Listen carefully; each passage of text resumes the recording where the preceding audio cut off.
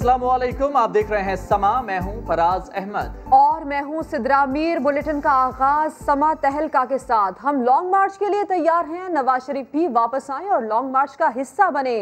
Peoples party ने assembly से मुस्ताफी होने के लिए नवाज शरीफ की वापसी की शर्त रख दी।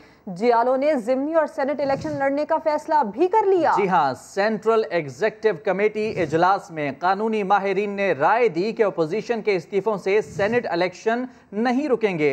अरकान ने कहा कि मुजामती सियासत के लिए तैयार हैं मगर किसी की डिक्टेशन पर नहीं चल सकते। पीपल्स पार्टी की सीईसी ने पीटीएम की दीगर जमातों को सेनेट इलेक्शन लड़ने पर कायल करने का फैसला भी कर लिया, जबकि इजलास में अरकान ने मौलाना फजलुर रहमान पर भी कड़ी तनकीद की। जी हाँ, उन्होंने कहा कि मकामी सियासत के लिए फजलुर रहमान ने बेनजीर की बरसी छोड़ दी और वो चाहते हैं कि हम उनके कहने पर असम्बलियां छोड़ दें। पार्लियामेंट छोड़ दी तो हमारे पास कुछ भी नहीं बचेगा। इसके अलावा इजलास में ये भी सवाल उठाए गए कि शहबाज शरीफ और मोहम्मद अली दुरानी की मुलाकात कैसे हुई, शाहिद खाकान अब्बासी का नाम ईसीएल से कैसे और क्यों निकाला गया। इसी की तफसील हासिल करेंगे समा के नुमाइंदे संजय साधवानी से। संजय, बताइएगा इस हवाले से क्या तफसीलात हैं आपके पास? इंतहाई अहम इजलास हुआ, इंतहाई अहम फैसले किए गए हैं। जी बिल्कुल, पीपल्स पार्टी की सेंट्रल एग्जीक्यूटिव कमेटी का आज कराची में आला सतह इजलास हुआ। बड़ी बड़ी खबरें हैं इसमें। पहली सबसे बड़ी खबर वो ये है कि मियां नवाज शरीफ वतन वापसी आए, लॉन्ग मार्च करने के लिए भी तैयार है, इस्तीफे देने के लिए भी तैयार है। पाकिस्तान पीपल्स पार्टी ने जो इस्तीफों का मामला है वो मियां नवाज शरीफ की वतन वापसी से मशरूत कर दिया है। ये भी कहा है कि नवाज शरीफ वापस आए और लॉन्ग मार्च की क़यादत करें। दूसरी जो नाराजगी का इजहार है वो मौलाना फजलुर रहमान पर किया गया है कि मौलाना फजलुर रहमान बीबी की बस्ती में नहीं आए और हमें कहते हैं इस्तीफे दे दें। जो हमारी बस्ती में शिरकत ना करें, हम उनके कहने पर असेंबलियां छोड़ दें, ये इंतहाई नामुनासिब अमल है। पीपल्स पार्टी ने तीसरा अहम फैसला किया कि हम सेनेट इलेक्शन में भरपूर हिस्सा लेंगे, ज़िमनी इंतखाबात भी लड़े जाएंगे। पीपल्स पार्टी कहीं भी पार्लियामान का फोरम छोड़ने के लिए तैयार नहीं है। कानूनी टीम ने यह मशवरा दिया कि अगर पीपल्स पार्टी असेंबलियां तो सिंध असेंबली तहलील कर देती है, बाकी असेंबलियों से इस्तीफा दे देती है, उसके बावजूद भी तमाम पीडीएम की क़यादत से भी अगर इस्तीफा दे दे तो उसके बावजूद भी सेनेट इंतखाबात नहीं रुकेंगे। अगर सेनेट इंतखाबात नहीं रुके तो फिर इमरान खान 2/3 अक्सरियत से पार्लियामेंट में आ जाएगा, जिसके बाद इमरान खान के पास, ये पीटीआई की हुकूमत के पास ये इख्तियार होगा कि वो 18वीं आईनी तरमीम खत्म कर दें। उसके अलावा एनएफसी अवार्ड सूबों का खत्म कर दें तो ये पीडीएम तहरीक के लिए नुकसानदेह होगा। इसके अलावा लाहौर के जलसे पर गुफ्तगू हुई। पीपल्स पार्टी पंजाब के रहनुमा ने कहा कि लाहौर का जो जलसा है वो पीडीएम वो अपनी तवक्कात पर पूरा नहीं उतरा। तवक्कात पर पूरा ना उतरने की वजह से पीडीएम को लाहौर में इंतहाई बड़ा झटका पहुंचा और पीडीएम का जो लाहौर का जलसा था उसे पीडीएम तहरीक के लिए एक झटका करार दे दिया। और अब सवाल ये है कि आगे क्या होगा। संजय, मुकम्मल तफसील के लिए आपका शुक्रिया। इसी पर पैनल डिस्कशन भी करते हैं। अदनान आदिल साहब और खालिद अजीम साहब ने हमें ज्वाइन किया है। खालिद अजीम साहब, पीपल्स पार्टी ने तो अपना रास्ता ले लिया, अब मौलाना का क्या होगा और पीडीएम का मुस्तकबिल क्या होगा? अब देखें जी, ये जितने प्रोग्राम हैं वो इज्तिमाई नौइयत के हैं, चाहे वो लॉन्ग मार्च है और इस्तीफ़ों का मामला जो है वो भी ये तयशुदा है कि हर पार्टी अपने अपने अरकान असम्बली के इस्तीफ़े ख़ुद वसूल करेगी, उसके सरबराहान के पास जमा होंगे। इसका मतलब है कि हतमी फ़ैसले का इख्तियार जो है वो भी बाद में उस सरबराह को होगा और ये कोई इज्तिमाई फ़ैसला हो सकता है। अगर इसमें से कोई एक भी हटता है, देखें पहली चीज़ तो हमें ये ज़हन में रखनी चाहिए कि पीडीएम में 3 ही मेन पार्टीज़ हैं, पाकिस्तान पीपल्स पार्टी, पाकिस्तान मुस्लिम लीग नून और उसके अलावा मौलाना फजलुर रहमान की जमीयत उलमा इस्लाम। इसके अलावा बाकी जितनी पार्टियां हैं उनकी कोई ऐसी स्ट्रेंथ नहीं है। अगर महमूद अचकज़ई हैं या एएनपी है तो कहीं ना कहीं थोड़ी बहुत उनकी कहीं नुमाइंदगी है, लेकिन असल कोई बड़ी पार्टी के तौर पे उनको नहीं समझा जा सकता। अब ये 3 जो पार्टियां हैं इनमें से अगर कोई किसी एक मामले में डेविएशन होती है तो मैं ये समझता हूँ कि उसमें इज्तिमाई फ़ैसले जो हैं उनमें फ़र्क पड़ सकता है, चाहे वो लॉन्ग मार्च हो या अभी तो ऐलान नहीं उन्होंने किया, लेकिन अगर धरना देने की बात हो तो उसमें भी फ़र्क पड़ सकता है। और इसके साथ साथ अगर इस्तीफ़े देने की बात आती है तो अगर एक जमात उससे बैकआउट करती है इन बड़ी जमातों में से तो दूसरी जमातें जो हैं उनके लिए मुश्किल होगा कि वो इस्तीफ़े दें। लेकिन ये एक ऐसा मामला है जो पहले दिन से एक बोन ऑफ कंटेंशन है। मुत्तहिदा अपोजिशन के नाम से जब ये इकट्ठे हुए थे इलेक्शन के फ़ौरन बाद तो मौलाना फजलुर रहमान जो हैं वो उनकी उस वक्त तजवीज़ भी थी कि असम्बलियों में ना बैठा जाए, बल्कि प्रेस कॉन्फ्रेंस करते हुए उन्होंने ऐलान भी कर दिया था कि हम असम्बलियों में नहीं जाएंगे, हलफ नहीं उठाएंगे। लेकिन वहीं बैठे हुए शहबाज शरीफ साहब ने और पीपल्स पार्टी की क़यादत ने कहा कि इस हवाले से अभी कोई हतमी फ़ैसला नहीं हुआ, और बाद में यही हुआ कि सब ने हलफ उठाया और उसमें JUI भी शामिल थी।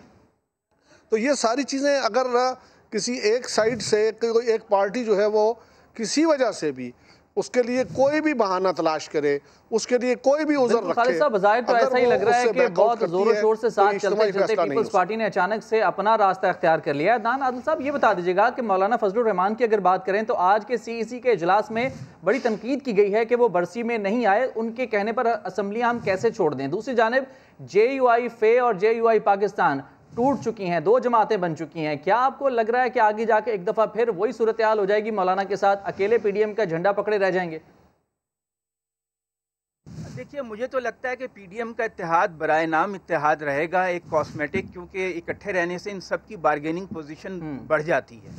और जो मौलाना फजलुर रहमान है उनके साथ कुछ अच्छा नहीं हो रहा है। इस सारी सूरत हाल में सबसे ज़्यादा बुरा जो हो रहा है वो मौलाना फजलुर रहमान के साथ हो रहा है कि उनकी पार्टी भी टूट फूट गई और उनकी बात भी नहीं मानी, क्योंकि वो तो एक बहुत इंतहाई पोजीशन लिए हुए थे। पीपल्स पार्टी उस इंतहा पे जाना नहीं चाहती, वो नहीं चाहती कि ये पार्लिमानी जमहूरी निज़ाम डीरेल हो, तो वो एक हद के अंदर रहकर अपोजिशन करना चाहती है। मौलाना फजलुर रहमान ने पीपल्स पार्टी को एनॉय भी किया कि ऐसी फरमाइशें की, पोस्टिंग ट्रांसफ़र की सिंध में, जो पीपल्स पार्टी को अच्छी नहीं लगी, और उन्होंने जब कहा कि वो धरना देंगे तो बिलावल भुट्टो को यह बात बहुत बुरी लगी। तो बिलावल भुट्टो को मौलाना फजलुर रहमान के एटीट्यूड से प्रॉब्लम हुई है, और इस सारे मामले में सबसे ज़्यादा नुकसान जो है मौलाना फजलुर रहमान का ही हुआ है कि पार्टी भी उनकी टूट गई और वो जो चाहते थे वो। अदनान आदिल साहब, आप बात को यहीं से मुकम्मल कीजिएगा। पाकिस्तान तहरीक इंसाफ के रहनुमा बाबर अवान साहब हमारे साथ मौजूद हैं। बाबर अवान साहब, आज की सबसे बड़ी डेवलपमेंट ये है कि बज़ाहिर पाकिस्तान पीपल्स पार्टी ने अपना रास्ता ले लिया, अब एक सवालिया निशान है PDM के मुस्तकबिल के ऊपर। क्या समझते हैं आप, ये ऐसा क्या हुआ कि ये जमातें इकट्ठे होते होते अब अलग होने के फैसले कर रही हैं? Thank you. पहली बात तो ये है कि जो PDM हुकूमत को गिराना चाहती थी, हुकूमत तो नहीं गिरी, PDM खुद गिर गई, और 2 हवालों से शदीद नुकसान हुआ है PDM को। एक तो ये कि वो लोगों को कन्विंस नहीं कर सके, गैल्वनाइज नहीं कर सके, निकाल नहीं सके जमहूरियत के नाम के ऊपर। लोगों को असल जो एजेंडा था चोरी बचाव वाला वो मालूम था। दूसरा ये है कि मुख्तलिफ सियासी जमातों के अंदर एक सोच पैदा हुई कि हम क्यों चंद लोगों के लिए मुल्क के मफादात को और मुल्क के इदारों को हम दाव पे लगाएं। उसका शिकार हुई है जो PDM बनवाने वाली जमात थी, जिसने खुद कोई इस्तीफा नहीं दिया, मौलाना साहब के बेटे ने नहीं दिया, भाई ने नहीं दिया, बाकी उनके घर के 5-4 लोग हैं उन्होंने भी नहीं दिया, और वो इस्तीफे मांग रहे थे। मेरा ख्याल ये है कि पहला नुकसान उनको हुआ है। दूसरा ये है कि मरियम को लड़काने की छत पे चढ़ा के नीचे से पीपल्स पार्टी ने सीढ़ी खींच ली है।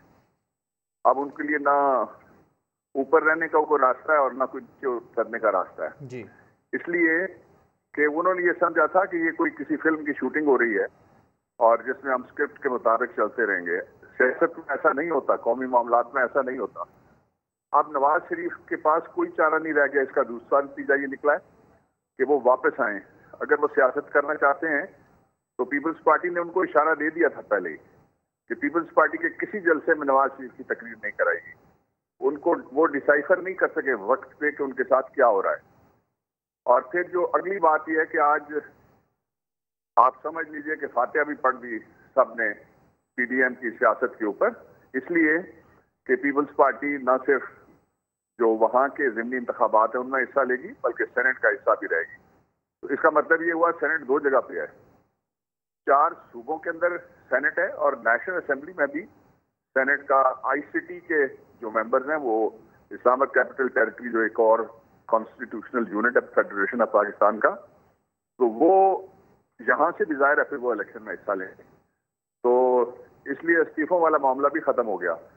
मेरे ख्याल में उसका सिर्फ ये नतीजा निकला है कि जो इस्तीफे 2 गए हुए हैं जी, अगर वो लिख के वापस नहीं लेते तो फिर उनकी सीटें तो खाली होंगी लाजमन।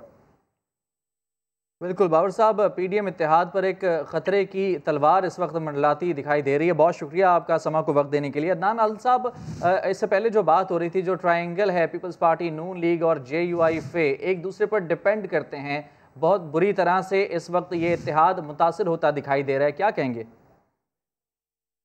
देखिए, नून लीग जो है उसके पास एक ऑप्शन ये है कि वो सोलो फ्लाइट ले, वो और JUI-F मिलकर इस्तीफे दे दें और पीपल्स पार्टी ना दे, तो उसमें उनको बहुत ज़्यादा नुकसान होगा, क्योंकि फिर वो ज़िमनी इलेक्शन हो जाएंगे और सेनेट के इलेक्शन में वो बिल्कुल अपनी कोई भी सीट हासिल नहीं कर सकेंगे, जो कि वो हासिल कर सकते हैं क्योंकि पंजाब में उनकी खासी बड़ी तादाद है अरकान की। तो वो सोलो फ्लाइट के मुतहम्मिल नहीं हो सकते। उनके पास बस अब मजबूरन एक ही रास्ता रहेगा कि वो पीपल्स पार्टी का जो फैसला है उसके साथ मिलकर चलें, क्योंकि नवाज शरीफ के आने का तो सवाल ही पैदा नहीं होता।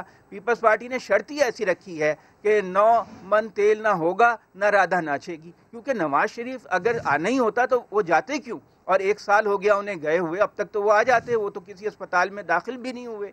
तो ये पीपल्स पार्टी ने बड़ी कामयाब एक अपनी हिकमत अमली चली है। पीपल्स पार्टी को असल में आसिफ अली जरदारी जो हैं वो चाहते हैं कि सिंध में उनकी हुकूमत को ख़तरा ना हो और ये सिस्टम चलता रहे, जबकि नून लीग का ख्याल ये था कि चाहे सिस्टम ना चले लेकिन इमरान खान से जान छूट जाए। आसिफ अली जरदारी ने ऐसा नहीं होने दिया। उनकी पॉलिटिक्स में और नून लीग की पॉलिटिक्स में एक फ़र्क है। अब नून लीग ये इस मुश्किल में है, और ये फर्क यही है अदनान आदिल साहब, इस वक्त पर आकर अपने पत्ते शो किए पीपल्स पार्टी ने, और आपने क्या खूब मिसाल दी है कि ना नौमन तेल होगा ना राधा नाचेगी। खालिद अजीम साहब, अदनान आदिल साहब, आपका शुक्रिया। बिलावल ने दावा किया था कि वजीर आजम को घर भेजेंगे, दमादम मस्त कलंदर होगा। उनके दावे के मुताबिक दमादम मस्त कलंदर तो हुआ, मगर पीडीएम की सफ़ों में तारीख पर तारीख और हुकूमत को घर भेजने से मुतालिक बयानात देखते हैं इस रिपोर्ट में। डायलॉग का वक्त चला गया, इस्लामाबाद पहुंच के इसे इस्तीफा छीन के रहे। के जाने का वक्त आ गया है, ये जनवरी तक के मेहमान हैं। 31 दिसंबर तक, जनवरी तक इस कठपुतली डाल इनको घर भेजेंगे, फरवरी तक तो घर चले जाएगा। 31 जनवरी तक दमादम मस्त कलंदर होगा। 31 जनवरी तक इस्तीफा दो, घर चले जाए। जनवरी, दिसंबर, जनवरी, अगले साल तक हमारा नया वजीर आजम होगा। और जो खुद टूट फूट का शिकार हैं वो असम्बलियां क्या तोड़ेंगे। शिबली फराज ने पीडीएम को माजी का किस्सा करार दे दिया। वजीर इत्तलात ने समा की खबर का हवाला देते हुए कहा, पीपल्स पार्टी CEC की मीटिंग में इस्तीफों और जलाओ घेराव की बातें दम तोड़ चुकी है। जाहिर होता है कि इनके अंदर ही खुद इतनी टूट फूट हो गई है कि अब ये हुकूमत को क्या गिराएंगे और हुकूमत से क्या इस्तीफे लेंगे। और फिर साथ ही में मुझे पता चला है आपके टीवी से ही कि जो पीपल्स पार्टी की जो सेंट्रल एग्जीक्यूटिव कमेटी की मीटिंग हुई थी, उनके जो फैसले हैं वो भी इस बात का सबूत हैं कि ये जो इस्तीफों का और ये जो घेराव जलाओ की जो बातें हो रही थी वो खुद दम तोड़ गई हैं। अब मेरा ख्याल है कि पीडीएम फॉर्मली जो है तो वो एक किस्सा पारीना बन गई है। ना नौमन तेल होगा ना राधा नाचेगी, नवाज शरीफ ना वापस आएंगे ना लॉन्ग मार्च होगा।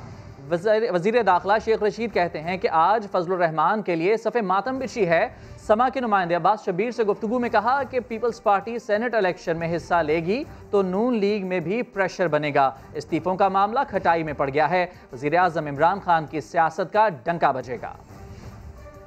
पीडीएम तहरीक को अब आप कैसे देखते हैं, जब मौलाना फजलुर रहमान और JUI-FA के अंदर आप देख रहे हैं कि कितना? मेरे ख्याल में आज मौलाना फजलुर रहमान साहब के लिए एक सफ़े मातम बिछी होगी। अगर पीपल्स पार्टी सेनेट के इलेक्शन में हिस्सा लेती है तो नून लीग भी हिस्सा लेगी, क्योंकि ये कैसे हो सकता है कि, और अगर इमरान खान अकेला सेनेट में होता तो फिर वो 18वीं तरमीम भी ख़त्म करेगा और बहुत सारे सख्त कानून लाएगा, ये उनको समझ है। इसलिए पीपल्स पार्टी के फैसले के बाद मेरे ख्याल में नून लीग के अंदर से ऐसा प्रेशर बिल्डअप होगा कि उन्हें भी इलेक्शन में जाना होगा। और जहाँ तक के ज़िमनी इलेक्शन में भी हिस्सा लेंगे, सो इस्तीफ़ों का मसला जो है वो खटाई में पड़ गया। और सेनेट के इलेक्शन के बाद या उससे कुछ पहले ये जुलूस शुलूस लेकर। नवाज शरीफ की वापसी की सीईसी बात कर रही है कि वो वापस आएँ, लॉन्ग मार्च का हिस्सा बने, फिर इस्तीफे देंगे। देखिए, ना 9 मन तेल होगा, ना राधा नाचेगी, ना नवाज शरीफ आएगा, ना ये इस्तीफे देंगे। हर सियासी पार्टी को एक सहारा चाहिए अपने की हुई बातों से पीछे हटने का। इमरान खान ने बेहतर खेला है और नए साल में जैसे जैसे नया साल आएगा इमरान खान और मजबूती की जाने बढ़ेगा और सियासत में उसका और डंका बजेगा। इस्तीफे इस्तीफे इस्तीफे, 1.5-2 महीने से मुल्क की सियासत में इस्तीफे की तकरार रही, मगर आज पीपल्स पार्टी ने इस गुब्बारे से हवा निकाल दी। पीडीएम कायदीन 31 दिसंबर तक इस्तीफे जमा होने के दावे, जबकि वजीर आजम इमरान खान दुआएं कर रहे थे। किसने क्या कहा, आइए देखते हैं। 31 दिसंबर तक इस्तीफे जमे हो रहे हैं। मेरे पास इस्तीफों के अंबार लग रहे हैं। 31 दिसंबर तक अपने इस्तीफे जमा करा दें। 31 दिसंबर तक इस्तीफा जमा होंगे। तमाम पार्टीज अपने इस्तीफे जमा कराएंगे। इस्तीफे उठा के इनके मुंह पर मारने चाहिए। ये पड़े तुम्हारे इस्तीफे, ये पड़े तुम्हारे इस्तीफे, करो कबूल इनको। इस्तीफा इस्तीफे हमारा एटम बम है।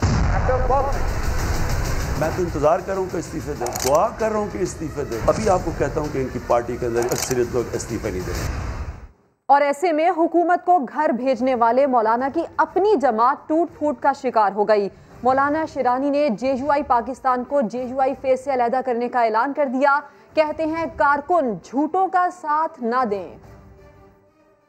ये बात किसी इबहाम में नहीं रही है कि मौलाना ने अपने ग्रुप को या तो जमीयत उलमा इस्लाम पाकिस्तान फजलुर रहमान के नाम से या जमीयत उलमा इस्लाम फजलुर रहमान के नाम से अपना ग्रुप तश्कील दिया है, जिसमें ये तमाम साथी न रुकन थे, न रुकन हैं और न रुकन रहेंगे, बल्कि ये तमाम के तमाम उस जमात के अरकान हैं जो अकाबिर से वरासत में हमें मिली है, और वो है जमीयत उलमा इस्लाम पाकिस्तान। नबी सल्लल्लाहु अलैहि वसल्लम ने फरमाया है कि 2 भूखे भेड़िए किसी के रेवड़ का इतना नुकसान नहीं करेंगे जितना कि 2 भूखे इंसान अल्लाह के दीन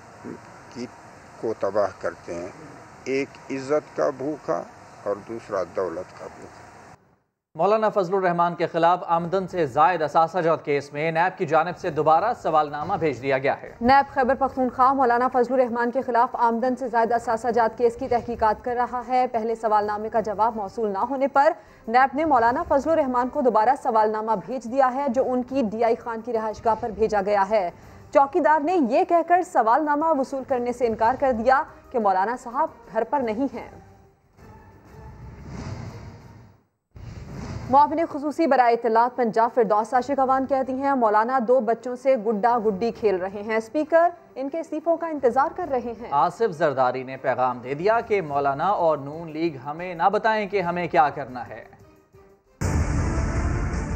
कनीजों की तरह दरबारी बना के दाएं बाएं खड़े करके बगलों में लिया हुआ है। मरियम नवाज को कोई सखाब के पर नहीं लगे हुए। आप भी उसी तरह की खवातीन हैं और आप उसके उंगली पे के इशारों पे ना नाचे। मौलाना साहब ने 2 बच्चे जो बगल में लिए हैं और उन 9 मलूद जो सियासत के अंदर गुड्डी गुड्डा मौलाना साहब जिनसे खेल रहे हैं, उन्होंने PDM का बयानिया था उसको मौत के घाट उतार दिया। मार्च जो है वो खुशबुओं का महीना होता है, तो ये बदबूदार बयानिए जो हैं उस खुशबुओं के मौसम में ये अपनी मौत आप मर जाएंगे। इस्तीफा जो ना मौलाना साहब के पास है और ना मरियम के पास है, और दोनों जो है इस्तीफों की धमकियां लगाते हैं जो मेंबर पार्लियामेंट ही नहीं है। स्पीकर अखियां वडीक दियां दिल वाजा मारदा वहाँ बैठ के आवाजें लगा रहे हैं कि इस्तीफे लाएं, तो ये छुपते फिर रहे हैं। वज़ीर आज़म की ज़ेर सदारत वफाकी काबीना के इजलास की अंदरूनी कहानी समा सामने ले आया है। वज़ीर आज़म ने कहा कि जिन अपोजिशन अरकान के इस्तीफे आए कबूल होने चाहिए। स्पीकर साहब को चाहिए कि बिला ताखीर इस्तीफे कबूल करें। इसी से मुतालिक बात करते हैं, अब्बास शब्बीर हमारे साथ हैं। अब्बास, बताइए इस इजलास में वजीर आजम ने मजीद क्या कहा? देखिए, वजीर आजम ने कहा है कि जिन अपोजिशन अरकान के इस्तीफे आए हैं उन्हें कबूल होने चाहिए। स्पीकर साहब को चाहिए कि बिला ताखीर इस्तीफे कबूल करें। साथ साथ आज काबीना ने नैब और अमरीकी इदारे FBI में मुआहदे की मंजूरी दी है। इसके साथ साथ वजीर आजम ने इस्लामाबाद में तजावजात हटाने की 3 महीने की डेडलाइन दी है। ई सेक्टर जो कि बड़ा पोस्ट सेक्टर है, जहाँ पे शादी हॉल्स हैं, वहाँ पे वजीर आजम ने बल्कि काबीना ने मुश्तरका फैसला किया कि तमाम तजावजात जो हैं वो हटाई जाएं। 3 से 6 माह के अंदर तजावजात हटाकर ग्रीन बेल्ट बहाल की जाएं, ये वजीर आजम ने कहा है। जबकि इस्लामाबाद को मॉडल सिटी बनाने का वादा पूरा करेंगे। वजीर आजम ने काबीना इजलास में मुल्क भर में गैस की किल्लत खत्म करने की फौरी तौर पर हिदायत की है। जबकि आज काबीना ने, जैसे हमने आपको बताया था, कि JUI फे के रहनुमा मुफ्ती किफायतुल्लाह के खिलाफ मुकदमा दर्ज करने पर भी इत्तेफाक किया था और साथ ही वजारत दाखिला की तरफ से सेक्रेटरी दाखिला को हिदायत जारी की थी। अब ये मुकदमा लाहौर में दर्ज किया जाएगा। लेकिन इजलास में आज वजीर आजम ने एक बार वाजे किया है कि जिन अपोजिशन अरकान के इस्तीफे आए उन्हें फौरी तौर पर कबूल होना चाहिए। अब्बास, इजलास की तफसील के लिए आपका शुक्रिया। और कराची को कब्रिस्तान बना दिया, शहर की फातिहा पढ़ना शुरू कर दे। सब ने देखा मर्दमशुमारी में शहर के साथ क्या किया गया। चीफ जस्टिस गुलजार अहमद ने इंतहाई सख्त रिमार्क्स दिए। सुप्रीम कोर्ट ने कराची को असल शक्ल में बहाल ना करने पर शदीद बरहमी का इजहार किया, जबकि वजीर आला सिंध मुराद अली शाह कटहरे में खड़े होकर माफिया मांगते रहे। अदालत ने 1 माह में अमल दरामद करके रिपोर्ट पेश करने का हुक्म दे दिया। चीफ जस्टिस ने ग्रीन लाइन जून 2021 तक चलाने का हुक्म भी देते हुए कहा कि सारा कराची गांव में तब्दील हो गया है। शुक्र है सिंध हुकूमत ने एयरपोर्ट किसी को अलॉट नहीं कर दिया। इरफानुल हक की रिपोर्ट देखिए। 2019 का हुक्म, 2020 खत्म होने में 2 दिन बाकी। न सड़कें हैं, न पानी, न पार्क, न मैदान। कराची को असल शक्ल में बहाल न करने पर सुप्रीम कोर्ट शदीद बरहम। चीफ जस्टिस ने रिमार्क्स दिए कि कराची को कब्रिस्तान बना दिया है, इस शहर पर फातिहा पढ़ना शुरू कर दें। गलियों में ऊंची ऊंची इमारतें बना दी, पूरा शहर तबाह कर दिया। हुकूमत की मंजूरी से गैर कानूनी तामीरात हुई। अब तो बहरिया भी बन रहा है। पता है क्या हो रहा है वहाँ? DHA M9 की परमिशन किसने दी? ये शहर तो अब प्राइवेट लोगों का हो गया। बहरिया तो पूरे का पूरा बन गया बगैर परमिशन के।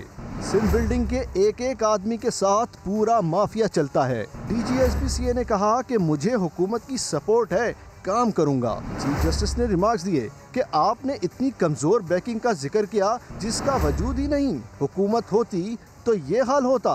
एडवोकेट जनरल को मुखातिब करके कहा कि कमिश्नर क्या बताएंगे, 2-2 महीने के लिए तो कमिश्नर लगते हैं यहाँ। इनकी मौज ही मौज है। कल ये भी अमेरिका कनाडा चले जाएंगे। तबाह कर दिया शहर को। कमिश्नर को पता ही नहीं करना क्या है, इस शहर की जरूरत क्या है। वजीर आला को बुलाएं, उनसे पूछेंगे। मुराद अली शाह हाजिर हुए तो चीफ जस्टिस ने रिमार्क्स दिए कि ज़मीनी हकायक यही है कि कुछ नहीं हुआ। वजीर आला ने कहा वो इत्तफाक नहीं करते कि कुछ नहीं हुआ। चीफ जस्टिस ने वाजे किया कि आप अदालत से अदम इत्तफाक नहीं कर सकते। फिर वजीर आला ने माजरत की। मेयर पर मलबा डालते हुए बोले कि मेयर के पास तजावुजात हटाने के इख्तियारात थे मगर उन्होंने नहीं किया। चीफ जस्टिस ने रिमार्क्स दिए कि मेयर तो जा चुका, आपके वज़रा और सेक्रेटरीज क्या कर रहे हैं? वज़ीर आला ने कहा कि आपके हुक्म की तामील कर रहे हैं, जिस पर चीफ जस्टिस गुलजार अहमद ने वाज़ेह किया कि मेरे नहीं अदालत के अहकामात हैं। मोहलत मांगने पर सुप्रीम कोर्ट ने 1 माह में अमल दरामद करके रिपोर्ट पेश करने का हुक्म दे दिया। किडनी हिल पार्क से तजावुजात का खात्मा न करने पर कमिश्नर की खूब सरजनिश हुई। मुअज़्ज़िज़ अदालत ने रिमार्क्स दिए कि जेल भेज दिया जाएगा। किडनी हिल की बकिया 7 एकड़ अराजी आज ही क्लियर कराने का हुक्म देते हुए हिदायत की कि जून 2021 तक पार्क को असल शक्ल में बहाल करके आवाम के लिए खोला जाए। कराची की असल पहचान वापस दिलाने का मिशन। हुक्मरान बार बार मोहलत लेते रहे मगर काम आटे में नमक के बराबर भी नहीं। मुअज़्ज़िज़ अदालत ने बरहमी का इजहार तो किया मगर हुक्मरानों को एक मोहलत और दे दी। कराची के मामले पर अदालत कल फिर लगेगी।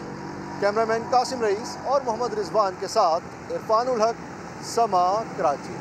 कराची गुलशन इकबाल तिजोरी हाइट्स के एडमिनिस्ट्रेटर कमर अंसारी कहते हैं कि अदालती हुक्म पर अमल दरामद करेंगे।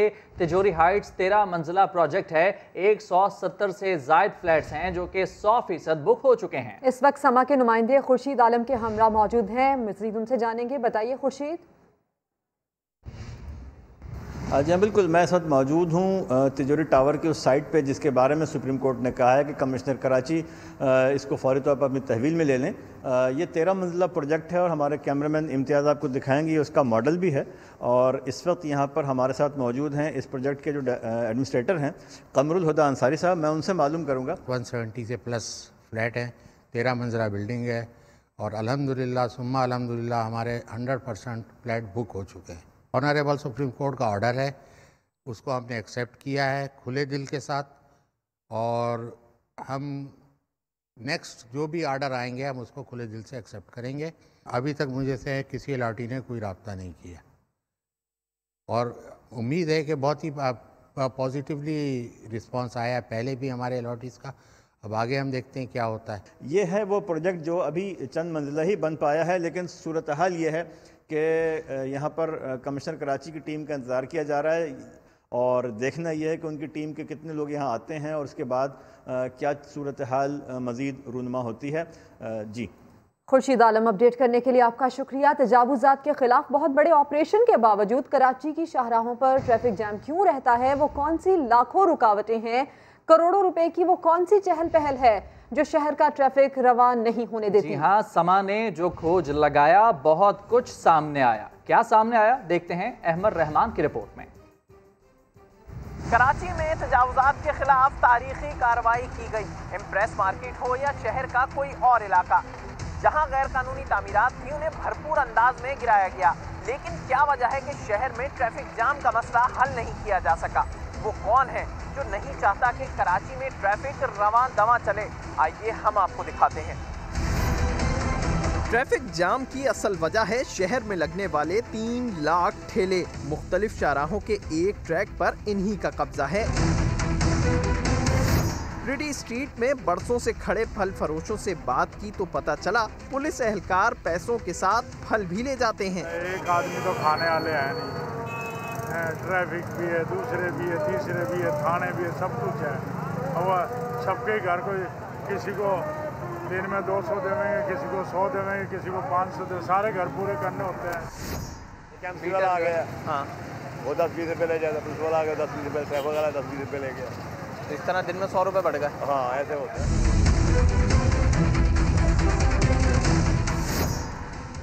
अब हम मौजूद हैं लियाकताबाद में। कहानी यहाँ भी कुछ मुख्तलिफ नहीं।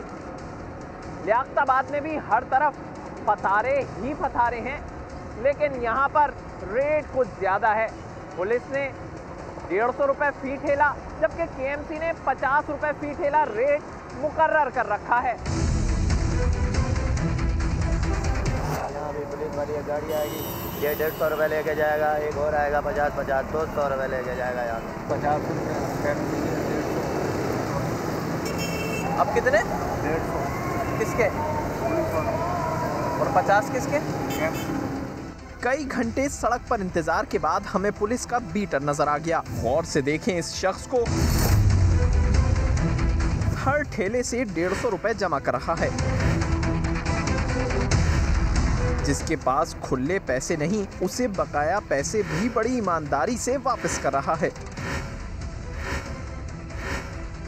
जब हम इसके करीब गए और पूछा कि क्यों पैसे जमा कर रहे हो, तो देखें क्या हुआ। क्या नाम है आपका? किस चीज के पैसे बीट जमा कर रहे हो? इधर आओ।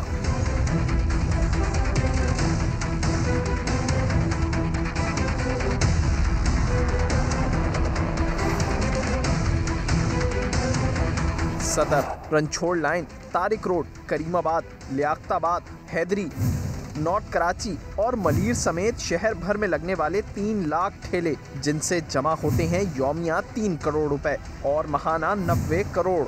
ये पैसा केएमसी, ट्रैफिक पुलिस और इलाका पुलिस की जेब में जाता है। शहर की सड़कों से जमा होने वाले इस काले धन का खात्मा ही शहर की सड़कों को वसी कर सकेगा, वरना शहर की सड़कों पर कार्रवाई तो जरूर की जाएगी, लेकिन वो सिर्फ वक्ती ही साबित होगी। कैमरामैन इम्तियाज अली के साथ अहमद रहमान खान, समा, कराची। और अब शेखुपुरा से इंतहाई अफसोसनाक खबर आपको देंगे, जहां मुल्ज़िमान ने दौरान डकैती वालिदैन को बांध कर लड़की से इज्तिमाई ज़्यादती की। पुलिस ने वाक़े का मुकदमा दर्ज कर लिया है। इंतहाई अफसोसनाक ये वाक़या सामने आया है, जबकि आरपीओ ने डीपीओ से रिपोर्ट भी तलब कर ली है। फैमिली शादी की तकरीब से वापस आ रही थी। ये बताया जा रहा है कि डाकुओं ने रिक्शे को रोका। इसी से मुतालिक मजीद बात करेंगे। समा के नुमाइंदे रियाज अहमद हमारे साथ हैं। रियाज, मुकदमा दर्ज हो चुका है, अब ये बताइए कि मुल्जिमान की गिरफ्तारी के लिए क्या पेशरफ सामने आई है? जी बिल्कुल, ये अफसोसनाक वाक़या पेश आया था शेखपुरा। ये कक्कड़ कलां गांव है जहां पर ये वाक़या पेश आया। मैं इसी घर में मौजूद हूं जहां पर शादी की तकरीब थी और यहाँ पर जो लोग थे जिस लड़की के साथ ये अफसोसनाक वाक़या पेश आया, वो अपने वालिदैन के साथ यहाँ पर शादी की तकरीब में शिरकत के लिए आई हुई थी। चूँकि लड़की की शादी थी और वहाँ से वो मकलावा लेकर वापस इसी घर में आ रहे थे कि रास्ते से चंद किलोमीटर के फासले पर एक जंगल है, वहाँ जाकर उन्होंने जो है वो उनकी गाड़ी रिक्शा आ रहा था, वहाँ उसने रोका। 3 डाकू थे जिन्होंने गन पॉइंट पर इनको रोका, तमाम फैमिली को पहले रस्सियों से बांध दिया और उसके बाद इस बच्ची के साथ जो है वो ये अफसोसनाक वाक़या पेश आया। उसके बाद जो है वो पुलिस हरकत में आई, पुलिस ने मुकदमा दर्ज किया, लेकिन ताहाल अभी तक किसी मुल्ज़म को गिरफ़्तार नहीं किया जा सका। बच्ची के वालिद और बच्ची की वालदा और जो दीगर लोग थे साथ, उनको पुलिस साथ ले गई है, उनसे अभी तफ्तीश की जा रही है और जो बच्ची है उसका मेडिकल भी करवा लिया गया है।